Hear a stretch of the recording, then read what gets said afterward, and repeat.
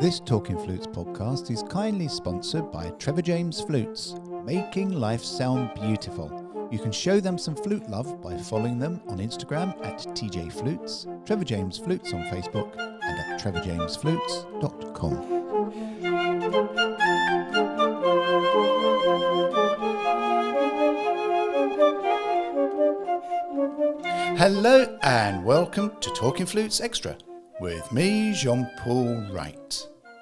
This week we're looking back to a popular podcast from March 2020, number 106, entitled Every Performance is Like Building a Sandcastle, where I had a lovely catch-up with New York-based electric flutist and author Melissa Keeling. During this podcast we spoke about the unique Glissando flute headjoint and the new tutor book on it that she had written. How this new headjoint can open up so many more performance possibilities, especially when paired with looping and effects pedals. As you will hear, we also listened during the podcast to some of Melissa's chosen works on the Glissando headjoint, as well as with looping and effects pedals. As Melissa says, when you break open your old mindset, you'll find anything is possible. So, Melissa, the electric flutist. We have so much to talk about. I don't know where to start, really. Let's start with your work. Now, let's go back to the basics. When I first heard you, San Diego, NFA, I was wandering past a hall. I heard what I thought was Van Halen coming out of the door. And I opened up and went inside. And you were in there, playing with speakers and sounding very much like an electric guitar. In fact, playing the flute like I've never heard it before. And I sort of met you after that, and we got to talk, and we've known each other ever since. But the way that you can play your music is based around one very important part of your instrument, isn't it? I like to consider it part of my instrument by this point. Yeah, what is it? I mean, it's known as the Glissando headjoint, isn't it? Yes, well, that's just part of my setup, but I am seriously obsessed with this head joint. It's an invention by Robert Dick, who I was so grateful to have had the opportunity to study with. And this head joint does for the flute what the whammy bar does for the electric guitar. So that's why I thought that a Van Halen piece would be a really perfect place to play with the glissando head joint. So what it does, it's like two tubes that slide in and out of each other. And as you play, you can slide the head joint out, which lowers the pitch. It's about a minor third or so, depending on the fingering that you're using at that moment. So it actually does tons of other things besides just play bends, and we can talk about that in a little bit. But adapting to guitar music, especially when you're using effects pedals, having that glissando head joint really adds an entirely new dimension to the expressiveness of what the flute can do. So being very crude, it's like the listeners imagining a trombone slide and a lip plate on the trombone slide, and you can move it up and down, but you're moving it with your chin rather than your hand. That's a really great analogy. It's exactly right. It's a lot like a trombone, except not that long. But yeah, there's two pieces of metal that come off from the lip plate that wrap around your jaw. Mm-hmm. So as you play, you can move your arms away from you to lengthen the head joint. And those wings on your chin help scoot the head joint in and out. Now, I've heard you play with the glissando head joint without all the speakers and the looping pedals. And it sounds just as incredible because the amount of flexibility you have, you sort of draw the audience in because we're sat there going, crikey, how can you do that? Well, that's great to hear. The head joint has been around, wow, almost 20 years now. It came out in 2003. And cool story, actually. Robert Dick, the inventor of this head joint, actually inspired me to be a flutist in the very beginning days of me being a flutist at all. He came to my town in Bowling Green, Kentucky, where I grew up, and I had no clue who he was, but I went to his recital, and I remember standing there in the audience, like, total moment of destiny. Have never felt this again in my life, really. that I'm going to be a flute player. Now I know what I'm going to do with my life. I want to play music like Robert. This is it. That same year, a couple months later, he publicly premiered the Glissando headjoint at NFA, where we met, for the very first time. So I kind of feel like I was born as a flutist the same time this headjoint was born into the world, so to speak. So flash forward a few more years, and this was NFA again, Charlotte, North Carolina, 2012. And I was finally going to get to meet Robert for the first time in person. I wanted to study with him. So I wanted to meet him at NFA and talk to him. So I code to meet him at NFA, and he is holding a glissando head joint in his hand, and he just gives it to me. And it's like, here, try this out. What do you think? Tell me what you think. And I was so nervous. I had never played one before, and here I was meeting the man himself at NFA. So I tried my best. I don't want to say I panicked, but I did something. I played a little happy birthday or something with the glissando head joint and passed the test. But that was the first time I met Robert. He handed me this head joint. And that was my audition for him in a way. So yeah, I got to study with him after that, thankfully. So happy. So my whole flute journey has been really entwined with Robert Dick, his music and his inventions, his head joint. So it's been really interesting for me looking back to kind of see how all the pieces kind of fell into place in a really, destined kind of way. And do you think that you would have been able to get, and you and Robert will be able to get the glissando head joint out to the masses without the use of YouTube and social media? Because that is a very good platform for you to get the sound out, isn't it? Because it's about the sound as well. Oh, yeah, for sure. I mean, YouTube and social media are revolutionized the music industry, for sure. So being able to share instantly a video of anyone playing it is so powerful. You don't have to go and travel anywhere and hope that 10 people show up for the flute recital or 100 people. There's Yes. thousands of potential listeners. So it's really rapidly spread, especially with social media, I'd say, for sure. Should we hear the glissando head joint in action? Oh, definitely. What have you chosen, Melissa? This is one of my solos called Tilt. It's not just for glissando flute, but also glissando flute with effects pedals. So there's a lot going on here, but I hope you enjoy it. I'm sure we will. So, Tilt by Melissa Keeling.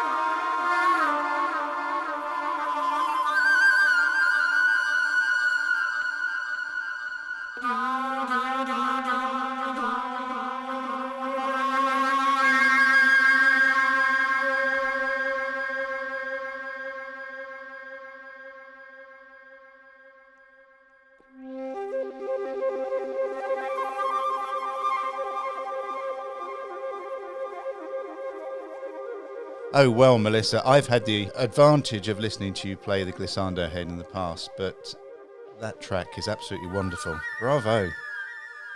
Thank you so much. You mentioned the use of electric pedals and how you can combine the glissando with all your setup to really put it into a different dimension, really. Mm-hmm. What Well, is your type of setup? Well, for my effects pedals, let's see. Well, for this piece, I'm using a harmonizer, which adds an octave below what I'm playing. So to deepen the range of the flute is a pretty big benefit since it's such a high range instrument. And I use a lot of delay and tilt as well. And the delay just creates an echo. So that way it seems like there's greater dimension to the sound since, as I say, the flute is such a monophonic, melodic Yeah. instrument. To add some depth to the sound is a really powerful thing to what the flutist can do. Hmm. So So, about all these things, the glissando head joint and the pedals, I am a gearhead for sure, but it's always about how to expand the musical possibilities of what I can do as a flutist. So that's what this is all about. And it's easy for me to focus on the actual pedals, but it is always for a musical purpose. oh, absolutely. So you're playing into a microphone. That microphone is then taking the flute sound into a mixer. I'm going straight into a vocal processor first, Right. which is like a small box on my pedal board. Hmm.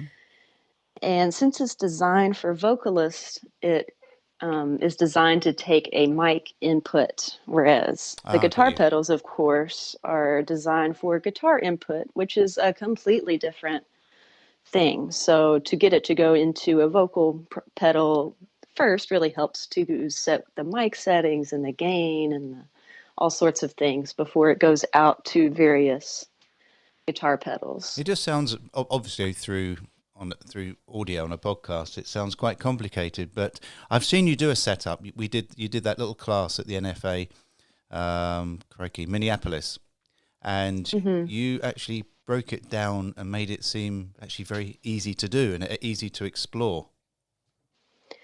Yeah, talking about it does make it sound complicated, but I think just I'm a visual learner, so looking at it, there's really only the three steps. You have the microphone, which you can use even your most basic vocal microphone. You're going into these pedals, which are, just independent boxes. You can Hmm. just easily turn them on or off with your foot. And then from that, it goes to your speakers. So there's just really three stages there. And when you first put in those pedals, what did it feel like? When you first heard Mm, the flute sound go from being a basic flute sound, and that's weird, isn't it? Basic flute sound, but being a flute mm. sound to being able to do weird things with it. That really changed my life. I remember that so vividly. And I talked a little earlier about how hearing Robert for the first time was like a moment of destiny. And this was another one, actually. I was just finishing up my undergraduate degree in music education, and it was the last month of the degree program. And I had been practicing and doing all of the great things that you do in music school. But I had been feeling so jaded and disappointed that I didn't feel like I really had my own voice as a musician. Like I felt competent in playing scales and playing Mozart and Beethoven, and I love that stuff. But I didn't feel like I had a voice.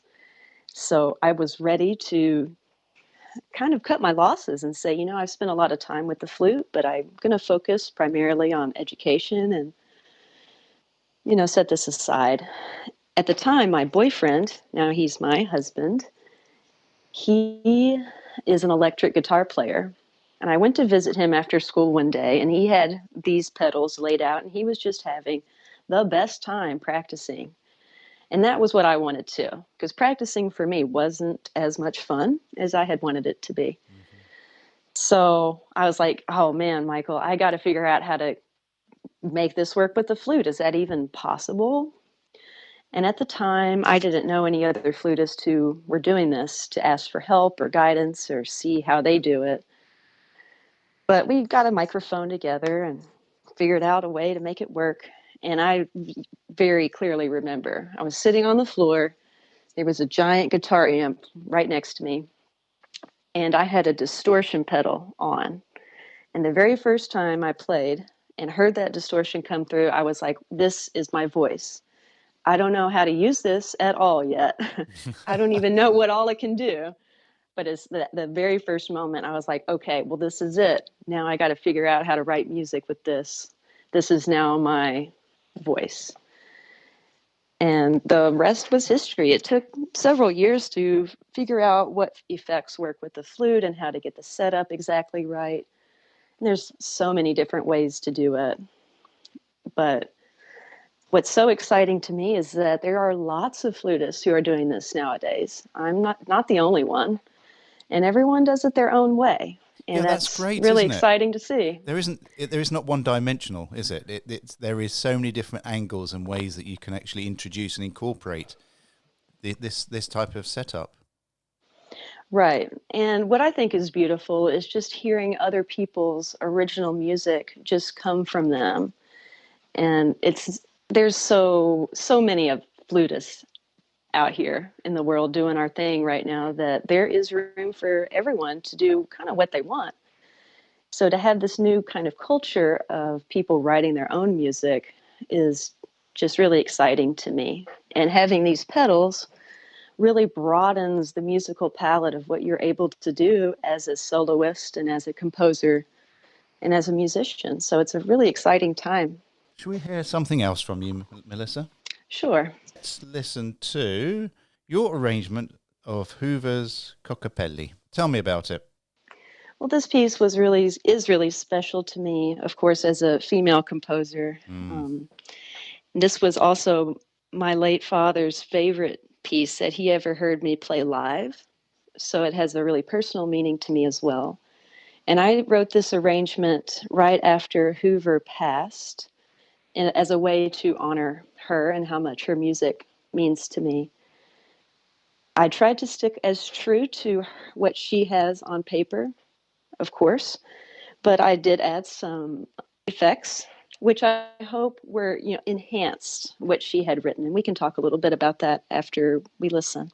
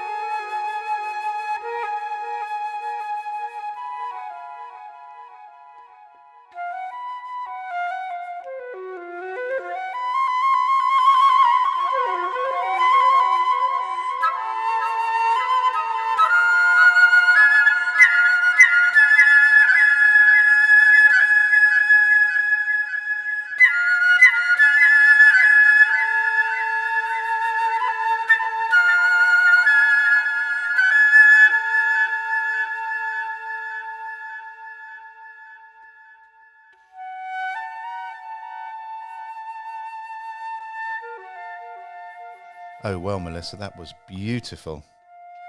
That was Mm. absolutely stunning. So what made you play around with it?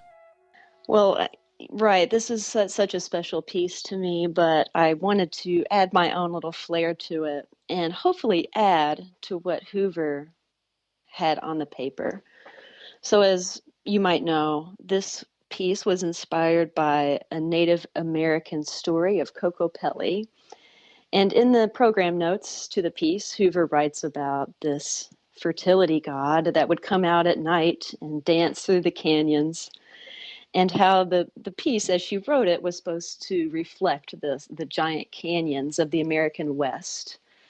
So I wanted to kind of run with that idea of the canyon sound. And unfortunately, I've never actually been to the, Grand Canyon, but I can only imagine what it would be like to play a flute in that kind of landscape, and how enormous the sound would be, and how long you would hear it decaying into the distance and bouncing off of the different cliffs. So, of course, I have a pedal called a delay pedal that basically emulates that sound. So there's specific points in the piece where I turn on the delay pedal to really enhance that echo feel of, Kokopelli, and where is he, and what's going on there in the programmatic story. I also add another effect, a harmonizer. It's a octave below harmonizer, which is, as you've noticed, something that I use a lot. It's such a powerful addition to the flute sound to have that lower octave reinforced. So I turn on this lower octave pedal in the forte and the fortissimo sections of the piece, so as to even bring that dynamic difference into even more contrast. So hopefully it's not taking away from what Hoover wanted, but really expanding it and making it even more powerful.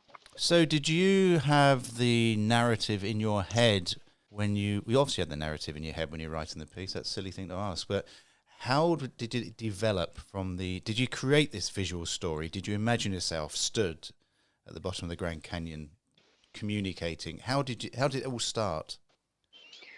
Well, I think that feeling started from when I originally learned this piece back in undergrad without effects pedals. Yeah. And I'm a really emotional kind of player. So for me to have that kind of vision or imagination going on really helps me to emote what I'm trying to communicate with the audience. Yeah, and like I said, you don't overplay it. You do it in exactly the right place. To me, you don't overplay the effects. Yeah, I think it's really easy to kind of go crazy with the effects, but a little bit goes a long way with these things. I've deviated off, haven't I? I've deviated off when I was talking about Glissando, the Glissando head, and you've written a new book. That's right, the Glissando Flute Handbook for Composers and Performers. Now, this would go perfectly with the head joint, and well, it only goes with the head joint, doesn't it? But for me, that is the hook to actually getting me to go and buy one. Well, I hope so. When I started playing the Glissando head joint, it's been about 4 years now. I quickly realized that there was literally, 2 articles written about it. There was Robert Dick's fingering chart that he has published to accompany the head joint, but that was literally it. And as an improviser, I just have fun playing around with things and figuring out how they work. And I slowly just started to accumulate like a few notes to myself. Here's what works well. Here's a technique that I've discovered that I really like. I'm going to use this in a piece one day.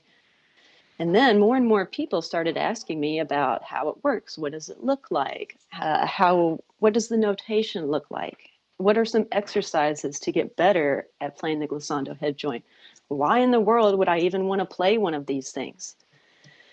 So I quickly realized that, wow, there's so much here. And people really seem to be interested in it because of how powerful it is for music, like we talked about earlier. So it's grown and grown. Now I think it's about 90 pages long. And it's just been such a blast to put it all together. And I'm so excited to have it coming out here in the next couple of weeks. For me, it's, as I said, it will open up new opportunities because I've tried the glissando head joint. I loved it, but wouldn't know what to do with it if I had one. I wouldn't know where to start because the first thing you do is you go, wow, and that's great, isn't it? And then you think, now what?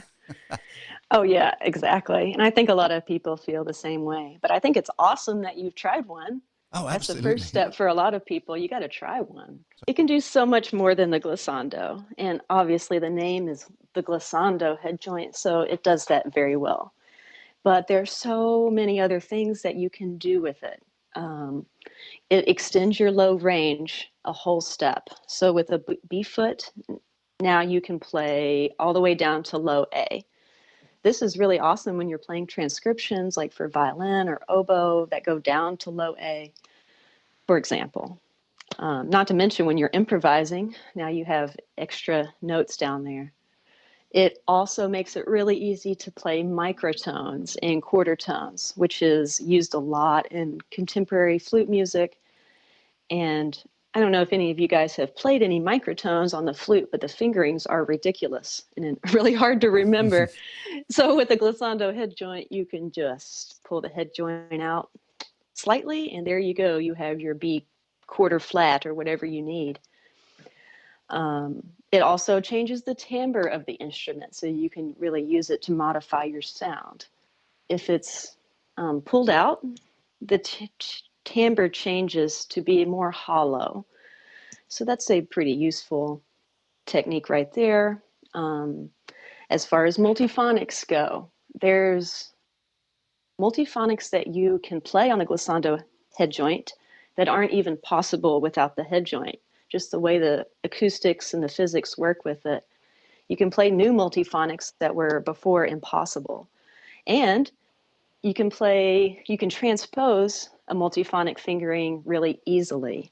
So if you know one multiphonic that you're really good at, your favorite one, you can play that one, keep your fingers the same, pull the head joint out. Now you have the multiphonic that's transposed lower. So it makes it really easy to access these multiphonics and their transpositions. I When can't. all of this is a huge world, right? It is a huge world, and I can't emphasize more. This is not a gizmo gadget. This actually will enhance your flute playing. Right. That's it. And I think the name is misleading because it limits what people perceive that it can do. But the most powerful thing that I think that it can do is it allows the flutist to play portamento. And this Yes. isn't something we've talked about as flutists because our instrument doesn't do portamento naturally. But portamento is when you add these very small bends when you're approaching or leaving a note. If you listen to a singer, a guitar player, a jazz trumpet player, of course, a trombonist, especially in jazz, they all do portamento. And they don't necessarily even think about it. I mean, you listen to someone like Frank Sinatra. Without this portamento style, I don't think that he would have the draw or the appeal. That's what people love about his voice. Or Louis Armstrong, jazz player. He's a legend. Well, one of the main things he started doing was adding these bends to sound like a vocalist. You listen to a great guitarist like David Gilmour with Pink Floyd. He was known for his bending technique and even his overbending technique, which I create an analogy of how to do that on the glissando flute in my book. You listen to someone like Jimi Hendrix, who really was one of the greatest, in my opinion, rock guitarists ever. Well, he was famous for using the whammy bar, which is the exact same thing as the glissando head joint. So there's so many legendary musicians that use bending and portamento in their music that really revolutionized what they were doing and allowed them to create such a strong voice for themselves. So now with this head joint, flutists can do this too. And that's what to me is most exciting about the head joint. Well, to me, the head joint's exciting, but even more exciting is you've actually written a book about it, which will unlock its secrets for me. So, the name of the book and where we can find it, Melissa? It's called The Glissando Flute Handbook for Composers and Performers. You'll be able to get this on my website, melissakeeling.com. And Flute Specialist is also planning to distribute the book as well. That is absolutely. I'm certainly going to get myself a copy. Well, I'll probably get a few copies actually, because I have a habit of losing music. You know what that's like. Yeah, I understand the feeling completely. We'll get you one for sure, Jean Paul. You're so kind. Right, on to another. I want to hear more of your music. You've chosen one more, and I like the. You know, where I live in England, we have castles everywhere, and you've chosen this really nice piece called "Moving Castles." Moving castles, it's interesting that you bring up the castles from your country. We have none of these here in America. In fact, I lived at the beach, and the title was actually named after sandcastles. Ah. And this idea that when you're making a sandcastle, that sometimes it comes out perfectly, sometimes half of it falls down, sometimes it looks beautiful, but then a wave comes in and takes it away, and now there's nothing. And to me, that's a lot like being a composer and playing your own music. Sometimes it works, sometimes it looks great, and you're lucky. And, at the end of the day, it's music. It's an ephemeral thing. And you play it, and that's it. Luckily, we have recordings nowadays, so I'm happy to share Moving Castles with you.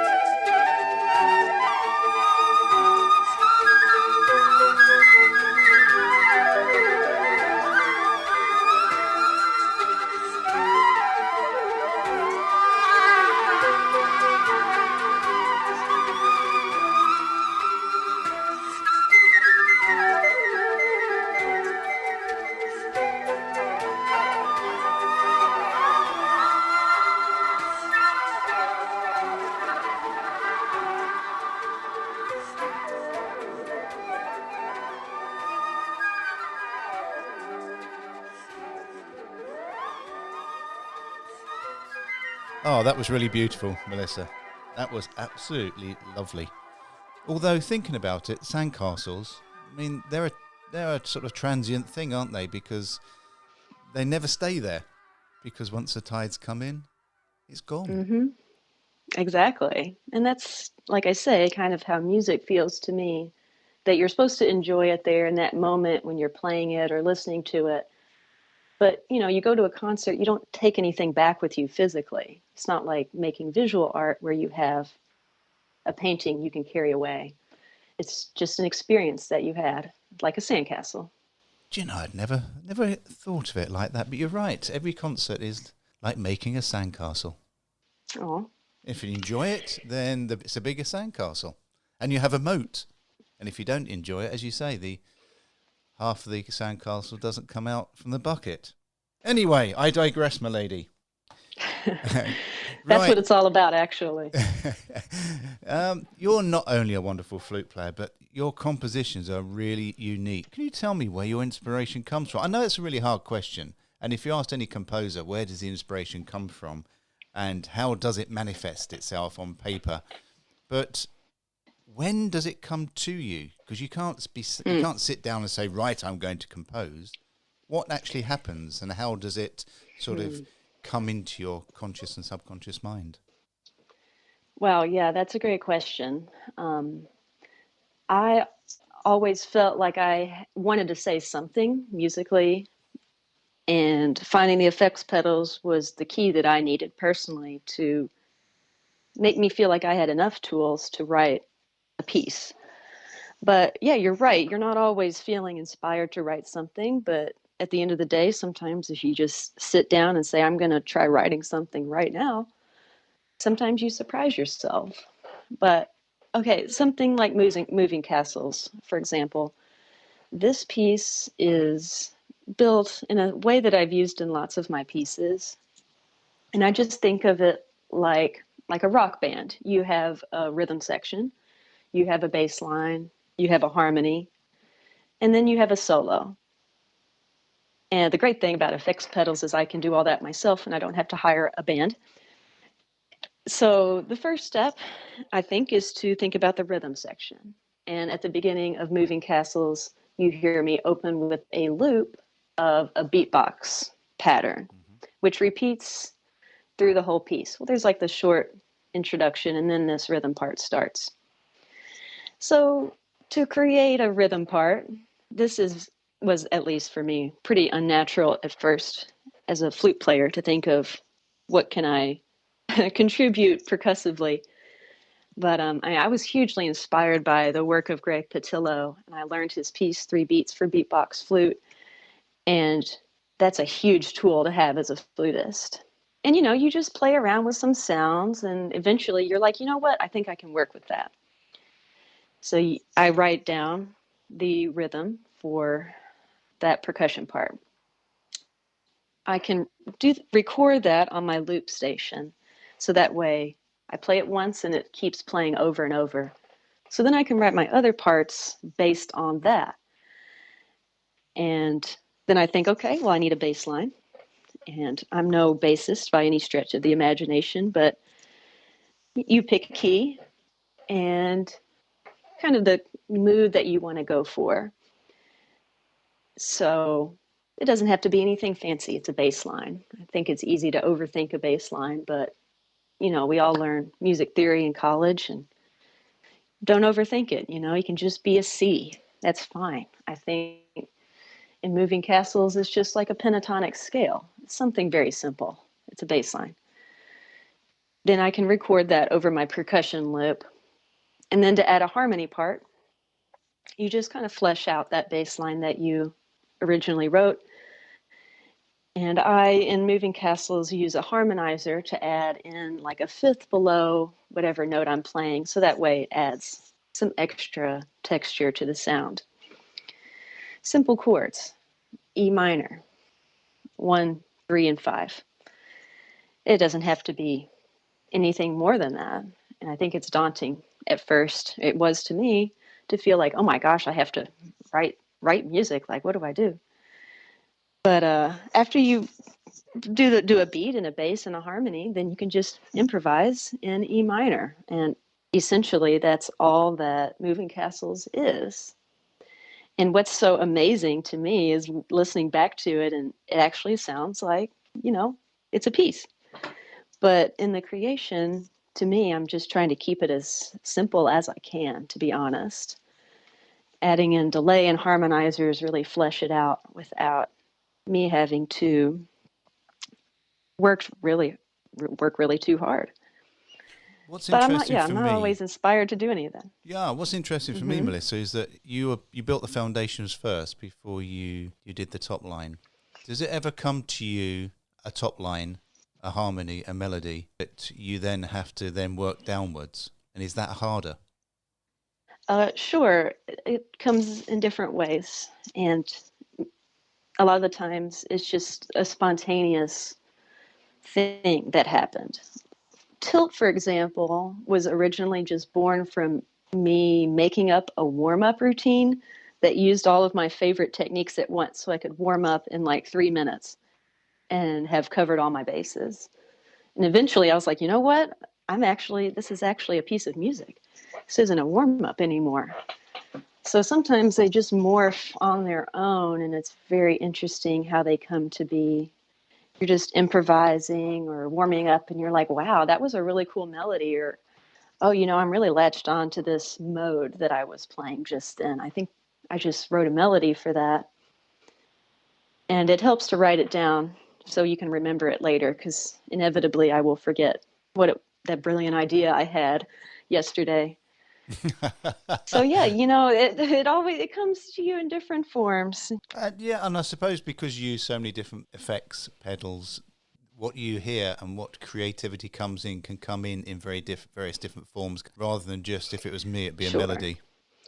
Yeah, well, having that instant feedback from hearing yourself through a delay or hearing that loop is really powerful and helpful to me, because it's hard for me to write without the effects. That's part of my instrument. I don't consider it an extension of what I'm doing or a flute and then an afterthought of the effects. When I'm practicing, it's with the effects. So I hear the sound that way. Not that I don't love playing without effects, because I certainly do, but especially when I'm writing, to have the effects on for whatever reason just really opens up the doors and lowers my inhibitions about judging myself or judging what I'm doing and just having fun with it. And that's where a lot of it comes from, is when I'm not trying to do it and I'm just trying to have fun. Melissa, what advice? I know you're not a great one for giving advice because you like to watch and then you like to enjoy, but I'd like you to break that down now. What advice would you have for aspiring flutists who seem to have reached a dead end with their motivations? How do they creatively Mm. explore outside their usual comfort zones? And I know, having spoken to you many times before, you just want people to explore and expand and not be led by anybody. And I get that. But what advice would you have to enable them to do that? Well, first of all, I think that feeling is so normal and part of the journey. There's going to be ebbs and flows of how you're feeling and your interest and your motivation, your inspiration, having good tone day and bad tone day. All that stuff is really normal. It's Bad so tone day. normal. You say great. Bad tone day. Oh, sorry. Bad tone day. It happens. And I get it. I've been there. And a lot of us have been there. I think what can be helpful and what was helpful to me is just to listen to lots of music that you really just love. And that probably isn't going to be flute music. And that's fine. If you like listening to Jimi Hendrix like me, well, put on a Jimi Hendrix record. Go out to a show in your town, wherever you live, and like just have a great time at the show. Feel the energy of the music and the joy from the performers that are on stage, like a non-classical kind of setting. Like break out of what you have been doing and just try something new. If you love listening to Lady Gaga, listen to Lady Gaga. Pull your flute out and play along with her record and just have some fun playing around on your instrument. It doesn't have to be and shouldn't be a thing where you feel like it's a drudgery or that you're forcing yourself to do it or that you don't want to do it or that it's not fun. Sure, there's those moments where you have to push yourself and have the discipline to practice and to do hard things and to improve. And you got to play your scales. But you should be having a lot of fun playing too. For me, that was breaking out of the classical and going and exploring and playing along with my favorite records. So when I'm feeling down, that's what I do. I put on the Beatles, whoever, Mardi Gras jazz bands, and just play along with it.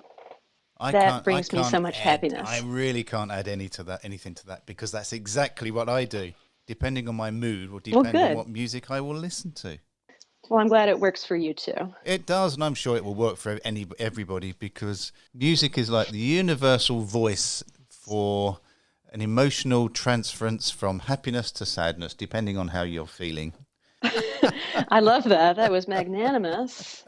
But I agree. There's so much music, and we shouldn't limit ourselves to just classical flute music. That stuff is wonderful, don't get me wrong, but there's so much. So follow what makes you happy. We are going to play out to this beautiful Northern Lights for alto flute piece composed by yourself. Tell Hmm. me a bit about this one. This is for alto and delay pedal, and I just wanted to have something that was a meditative experience. This is one of these pieces that was therapy for me to play, and that it actually ended up as a piece I could present to others. I'm happy to be able to say that. You could play this without effects pedals too. You could play it on C flute, but to me it sounds most gorgeous on the alto. Thank you so much for having me, Jean-Paul. That is my pleasure. So thank you all for listening. May your week of music making be wonderful, and may your low C sharp be particularly in tune. Goodbye.